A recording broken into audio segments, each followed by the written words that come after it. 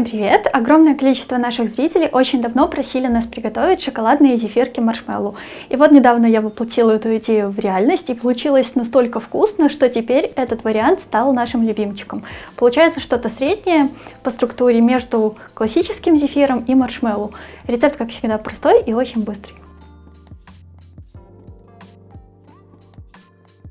Понадобится минимальное количество ингредиентов. Это вода, сахар, немного ванильного сахара для аромата, желатин и шоколад. Я шоколад беру с содержанием какао 70%. Для меня это идеальный вариант, потому что получается очень хорошее сочетание такой сладкой основы, и все это балансирует темный горький шоколад. Желатин заливаем холодной водой и оставляем для набухания. Пропорции менять нельзя, должно быть 10 грамм желатина и 70 грамм воды. У меня желатин быстро растворимый, поэтому понадобится минут 10 максимум. Если у вас будет крупный желатин, то тогда оставьте его приблизительно на минут 40-60. Желатин должен стать полностью мягким, не должно быть никаких твердых крупинок. Желатин уже хорошо набух и стал полностью мягким, никаких крупинок твердых нету. Когда желатин уже хорошо набух, нужно растопить шоколад. Сделать это можно, как я, просто в обычной кастрюльке с хорошим толстым дном на минимальном огне, чтобы он не перегрелся и не свернулся. Я вот так просто аккуратно помешиваю, и он постепенно плавится. Также можно его расплавить в микроволновке короткими импульсами, например, по секунд 15, каждый раз хорошо перемешивая. Я беру целую плитку шоколада 90 грамм, но при желании вы можете его количество уменьшить. С таким количеством получается такой хороший шоколадный вкус. Все, шоколад полностью расплавился, и сейчас его просто отставляем в сторону, чтобы он слегка остыл. Чтобы потом не терять времени, сразу же подготовим форму. Я сегодня буду использовать обычную кексовую форму, ее размер 23 на 11 сантиметров. Формочку берите не очень большую, чтобы слой нашей шоколадной массы был потолще. И также небольшим количеством растительного масла без запаха смазываем кусочек пищевой пленки, чтобы прикрыть массу сверху, и она потом не заветривалась. Мне больше нравится смазывать салфеткой, чтобы впитывалось лишнее масло, но можно смазать и кисточкой. К сахару добавляем воду. Количество сахара тоже уменьшать нельзя, и количество воды увеличивать тоже нельзя. Все, что можно поменять в этом рецепте, это количество шоколада. Ставим сахар на средний огонь и ждем, когда полностью все кристаллы сахара растворятся и сироп закипит. Дольше варить его и уваривать абсолютно не нужно. Просто должен раствориться полностью весь сахар, и сироп должен закипеть. Если у вас проблемы с растворением сахара, тогда можете просто использовать сахарную пудру и просто подождать, пока смесь закипит. И далее все делать по рецепту.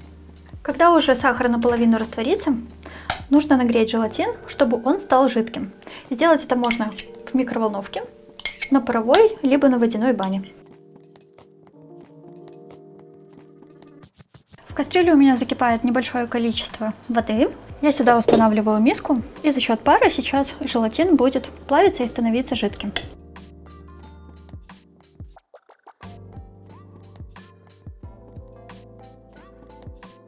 Как только желатин полностью стал жидкий, больше нагревать его не нужно. Сейчас я просто отставляю кастрюлю в сторону, чтобы желатин по-прежнему оставался теплым. Нельзя, чтобы он сейчас начал застывать. И сейчас к желатину можно добавить небольшое количество ванильного сахара, либо можно добавить щепотку ванилина. Сироп уже тоже практически готов. Я вот так приподнимаю кастрюлю и проверяю лопаткой, есть ли еще кристаллы сахара. Это очень важно, все кристаллы должны полностью раствориться, чтобы потом они не таяли в готовых зефирках и их поверхность не становилась мокрой. Так что следим и проверяем. Все, сахар у меня полностью растворился. Сейчас можно сделать огонь чуть-чуть побольше, чтобы просто сироп закипел. Все, как только сироп начал кипеть, перемешиваем, выключаем огонь и снимаем кастрюлю с огня. Желатин у меня по-прежнему теплый и жидкий. Это тоже очень важно. Он ни в коем случае не должен быть застывшим. И теперь сразу же горячий сироп вливаем тонкой струйкой в теплый распущенный желатин и при этом постоянно взбиваем все миксером. Первую минуту я взбиваю на самой минимальной скорости, а потом увеличиваю до максимума и взбиваю еще около 10 минут. Я никогда не засекаю время, просто ориентируюсь на консистенцию. Постепенно масса будет остывать, взбиваться и становиться более светлой и пышной. Массу нужно очень хорошо взбить, чтобы прям венчиком было тяжело прокручиваться. Масса должна хорошо держать форму, и рисунок от венчика должен оставаться и никуда не исчезать. Мы сегодня специально не будем ничего вырезать и покажем весь процесс взбивания. На самом деле происходит это очень быстро, и процесс этот очень увлекательный и интересный. Если вам будут помогать детки, думаю, им этот процесс тоже понравится. Также у нас на канале есть еще и другие рецепты маршмеллоу. Например, мы готовили уже на обычной воде, на фруктовом соке и на сливках. Если еще не видели, я оставлю в описании ссылки на эти рецепты. Обязательно посмотрите и приготовьте. Каждый вариант получается по-своему интересным и вкусным. Вот масса должна стать очень такой плотной и пышной.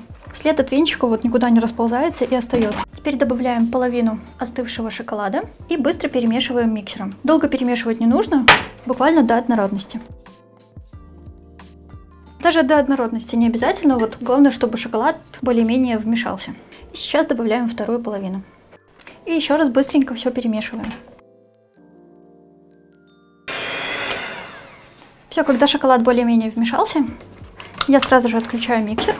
Можно вот так еще домешать лопаткой до полного объединения. В принципе, вы можете даже оставить разводы, если захотите, чтобы масса не была прям однородной. Тут уж как вам захочется. Все, наша масса полностью готова. И сейчас быстренько все перекладываем в подготовленную форму. Масса быстро застывает, поэтому делайте все побыстрее. Слегка подровняем. В прошлый раз, кстати, я вот, когда уже добавила шоколад, я повзбивала чуть дольше, и масса стала менее воздушной. То есть форму я ее буквально практически переливала. Но вот сейчас я старалась перемешивать не так долго шоколад, чтобы масса осталась более воздушной. От этого будет зависеть, насколько мягкими получатся готовые зефирки. И теперь аккуратно прикрываем сверху пищевой пленкой, смазанной растительным маслом. Если такой пленки не найдется, можете использовать обычный пакет. И теперь ставим наши будущие зефирки в холодильник, чтобы они хорошо застыли. Обычно уходят приблизительно 2-3 часа. Вот смотрите, пока я выкладывала и разравнивала всю массу, на венчиках уже начала застывать. Вот такая тянучка получилась. Зефир хорошо застыл. Проверить очень легко, просто вот так можно нажать пальчиком. Вся масса должна быть плотненькой. Снимаем пленку. Они получаются не особо липкими, поэтому присыпку делать не обязательно. Но я все равно сделаю. Здесь я смешала по 1 столовой ложке кукурузный крахмал, какао-порошок и сахарную пудру. Хорошо перемешиваем. Половину просеиваем на доску. Теперь берем силиконовую лопатку и вот так отделяем от формочки всю нашу зефирную массу. Но можно было и изначально застелить всю формочку пищевой пленкой и смазать растительным маслом, как мы делали в предыдущих наших видео. И теперь вот так с одного края приподнимаем всю массу и отделяем от формы. Если хорошо смазать маслом, то отделяется она очень легко. Прикладываем нашу большую зефирку и присыпаем сверху оставшейся посыпкой. По сравнению с предыдущими рецептами маршмеллоу, эти не настолько липкие, поэтому здесь слишком много не нужно обсыпки. И теперь разрезаем на кусочки. Вот в этом варианте нож особо не клеится, потому что там еще был шоколад. И сама структура такая более плотненькая. Больше, как я уже сказала, похожа на классический зефир.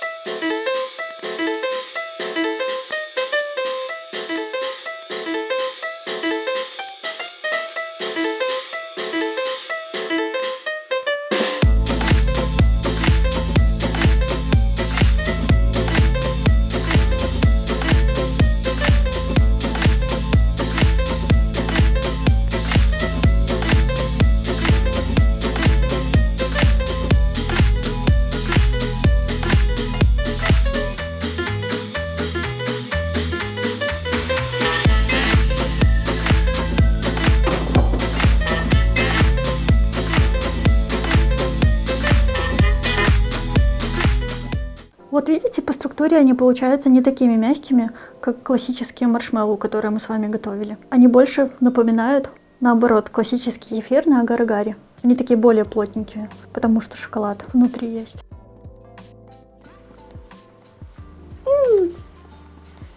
Вот серьезно, по структуре просто настоящий шоколадный зефир. Просто ням-ням. Пару таких кубиков к чашечке чая или крепкого кофе утром. Просто супер.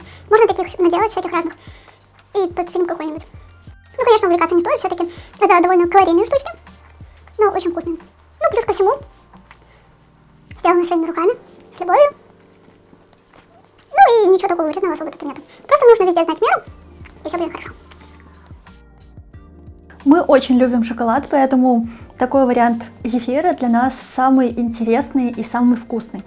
По структуре, как я уже много раз за это видео сказала, получаются они больше похожими на классический зефир, потому что шоколад делает структуру более плотной, и они не такие прыгучие, как вот классические маршмеллоу, а такие более плотненькие, но они тоже воздушные и, конечно же, вкусные. Они получаются гораздо менее сладкими, чем наши предыдущие варианты, потому что сладкий вкус балансирует темный горький шоколад. И когда они соединяются вместе, получается такой сбалансированный, хороший, сладенький вкус с такой легкой шоколадной горчинкой. Еще хотела сказать по поводу хранения. Если вы их будете хранить при комнатной температуре, то тогда они будут помягче. Но ни в коем случае не оставляйте их на открытом воздухе, чтобы они сверху не заветривались. Просто прячьте в какой-нибудь контейнер, либо пакетик.